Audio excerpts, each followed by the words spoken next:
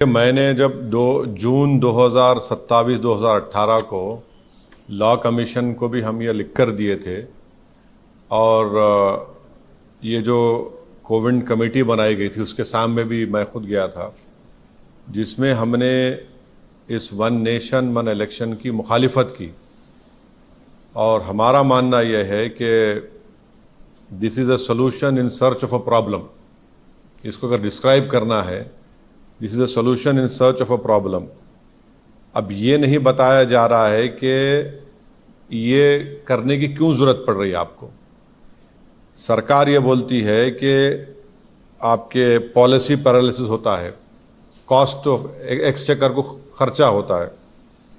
पहले तो ये है कि मॉडल कोड ऑफ कंडक्ट किसी पॉलिसी मेकिंग को जो डेवलपमेंटल है और रूटीन इन नेचर है उसको रोकता नहीं है,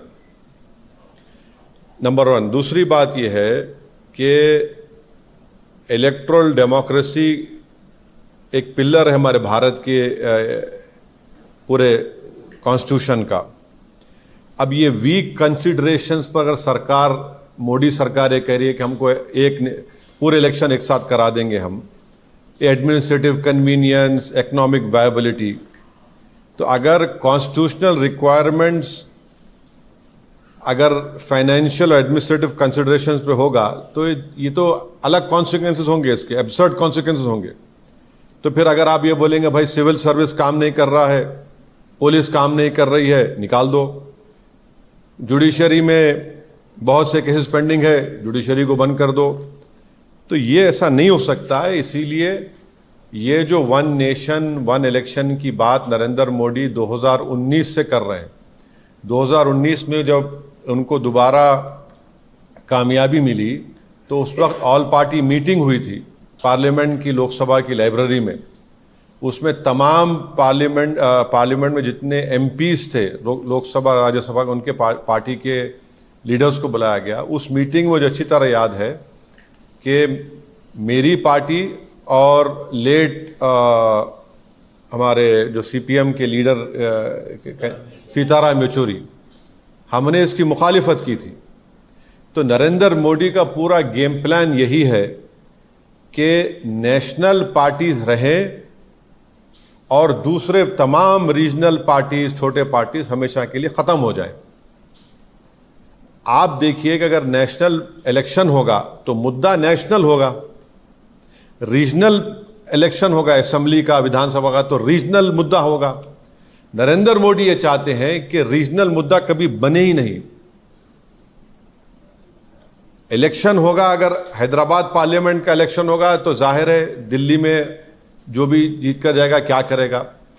असेंबली का तेलंगाना का इलेक्शन होगा तो भाई आप किसान को क्या देने वाले हैं, हाँ, आप कितने सोशल वेलफेयर के स्कूल्स खोलने वाले हैं, आप हैदराबाद के डेवलपमेंट के लिए क्या करेंगे। तो बीजेपी यही चाहती है कि ये वन नेशन वन इलेक्शन करवाकर रीजनल पार्टीज को कमज़ोर करके रख दिया जाए। और ये बार बार इनका आर्गुमेंट है कि नहीं, हर थोड़े दिन का इलेक्शन हो रहा है, हर थोड़े महीने के बाद इलेक्शन होना, ये भारत के गरीबों का फ़ायदा है। इसमें फ़ायदा क्यों है बता रहा हूं मैं आपको। जब कभी भी चुनाव होता है नरेंद्र मोदी पीछे हटते हैं, जनता के हित में कोई ना कोई फैसला लेना पड़ता है उनको। चाहे पेट्रोल की कीमतें कम हो जाती हैं, कुछ ना कुछ उनको किसानों को देना पड़ता है। तो ये इलेक्शन होना ज़रूरी है, क्योंकि जो भी सरकार होगी वो हमेशा अपने खड़े भी रहेगी जनता की खिदमत के लिए। अगर आप 5 साल के बाद पूरा चुनाव कराएंगे तो जनता का जो वोट का बार्गेनिंग पावर है हमेशा के लिए ख़त्म हो जाएगा। अब हरियाणा को चुनाव हो रहा है, महाराष्ट्र को चुनाव हो रहा है। नरेंद्र मोदी ने कितने मर्तबा जाकर महाराष्ट्र में इनॉग्रेशन किया बताइए, कितने मर्तबा जाकर ये डेवलपमेंट वो डेवलपमेंट का काम मैं कर रहा हूं, फाउंडेशन डाल रहा हूं। तो ये इससे भारत के गरीब मतदानों का, स्टेट्स का बहुत बड़ा नुकसान होगा और कॉन्स्टिट्यूशन का बेसिक स्ट्रक्चर का हिस्सा है। अब आप एक लेजिस्लेचर का एक टाइम है, अब तेलंगाना का इलेक्शन होगा 28 में, पार्लियामेंट का इलेक्शन होगा 29 में, अब महाराष्ट्र का इलेक्शन होगा अभी नवंबर में, 5 साल के बाद होगा, 29 में होगा। बिहार का इलेक्शन होगा बाद में होगा। आप कैसे सबको उसका टाइम कैसे खत्म करेंगे? आप होते कौन है टाइम खत्म करने वाले? एक लेजिस्लेचर होगा, विधानसभा, तो उसका टाइम होगा ना, टाइम पर चलेगा, वो अपने टाइम पर खत्म होगा। आप कौन होते उसका टाइम खत्म करने के लिए? अब जीएचएमसी का है, अब उसका टेन्योर खत्म होने वाला है, आप बोलेंगे नहीं हम एक साथ कैसे कराएंगे? आप क्यों कराएंगे? अच्छा, बीच में अगर सरकार गिर गई क्या करेंगे आप? फिर क्या करेंगे आप? तो ये भारत के जमहूरियत के लिए, भारत की फेडरलिज्म के लिए, भारत के संविधान के बेसिक स्ट्रक्चर के लिए ये ठीक नहीं है, और गरीब जनता के लिए ठीक नहीं है, किसानों के लिए ठीक नहीं है, युवाओं के लिए ठीक नहीं है। पैसे तो हर इलेक्शन के लिए अलॉकेट होते हैं ना, विधान, अब बिहार का या हरियाणा का हो रहा है, उसके लिए तो कश्मीर का हो रहा है तो पैसे अलॉट हो रहे हैं, महाराष्ट्र का होगा पैसे अलॉट होंगे, और फिर उसके बाद झारखंड का होगा पैसे अलॉट होंगे। तो ये नहीं, ये देखिए, कॉन्स्टिट्यूशन जो है ना, आप एडमिनिस्ट्रेशन को, कॉन्स्टिट्यूशन की जो स्कीम है, आप ये नहीं बोल सकते नहीं पैसे बचाने का। पैसे बचाना तो फिर कल कोई उठ के बोलेगा पुलिस को बंद कर दो, आईपीएस को, कोई बोलेगा कोर्ट में इतना पेंडिंग है। कन्वीनियंस के ऊपर ये सब नहीं करेंगे ना। कॉन्स्टिट्यूशन चलेगा तो कॉन्स्टिट्यूशन प्रिंसिपल्स के ऊपर चलेगा। तो बेसिकली नरेंद्र मोदी सिर्फ, क्योंकि बीजेपी की आइडियोलॉजी आरएसएस की हमेशा ही रही है कि वो रीजनल पार्टीज को नहीं चाहते, इसीलिए वन नेशन वन इलेक्शन का एक मार रहे हैं तुग्गा। हम तो इसकी मुखालिफत किए हैं और मुखालिफत करेंगे, अपोज करेंगे। रायशुमारी की तो कोई पत्थर की लकीर तो नहीं है ना। क्या कोई कोविड कमेटी भारत के फेडरलिज्म खत्म कर देगी? भारत के कॉन्स्टिट्यूशन में जो एक लेजिस्लेचर का एक फिक्स टेन्योर, उसको खत्म कर देंगे आप? तो अगर मैं तो बता रहा हूं ना आपको, एक स्टेट का एक टेन्योर होता है असेंबली का, आप कैसे कटल करेंगे उसको? कर्नाटका का इलेक्शन आप बोलेंगे 29 में करा दो, उनका तो पहले इलेक्शन होना चाहिए कर्नाटका का। आप कौन होते हैं भाई? स्टेट की जनता का आप क्यों छीन रहे हैं? कर्नाटका की जनता बोलेगी भाई मैं इसको पसंद करूंगा, नहीं पसंद करूंगा। यूपी की जनता बोलेगी। आप कौन होते बैठकर करने वाले दिल्ली से? आप यही चाह रहे हैं सेंट्रलाइज हो जाए हर चीज। पहले आप देखिए कि आज साउथ इंडिया में कितना गम और गुस्सा है। 100 रुपये हम देते तो तेलंगाना को कितने पैसे आते? कितने पैसे आते कर्नाटका को? ये सब आर्गुमेंट्स निकलेंगे उसमें। आप पहले करवाइए सेंसस कास्ट का, आप पहले करवाइए, कानून लाइए, 50% रिजर्वेशन को ब्रीच करिए, वो करिए ना आप वो नहीं करना चाह रहे। आप युवाओं को नौकरी का कानून बनाइए, वो नहीं करना चाह रहे आप जो पॉलिटिकली बीजेपी को फायदा हो सकता है, नेशनल पार्टी को, अब वही करने जा रहे हैं। आप ये बताइए, आजादी के बाद, आजादी के बाद कितने रीजनल पार्टीज थे भाई? एक कांग्रेस थी, फिर आपके स्वतंत्रता पार्टी थी, और दूसरे जनसंघ थी, और उसके बाद कितने पार्टीज बने? कम्युनिस्ट पार्टी थी हाँ, अब तो इतने पार्टीज हो गए। आप वो टाइम पे ले जाना चाह रहे, यही तो कह रहा हूं ना मैं, आप वही टाइम पे लेके जाना चाह रहे कि सिर्फ मैं रहूं हीरो और कोई ना रहे, मैदान मेरे लिए साफ है और मैं चलता रहूं। ऐसा नहीं होने वाला है। आपने कहा कि मैं अपनी राय देने के लिए यहां पर बैठा हूं।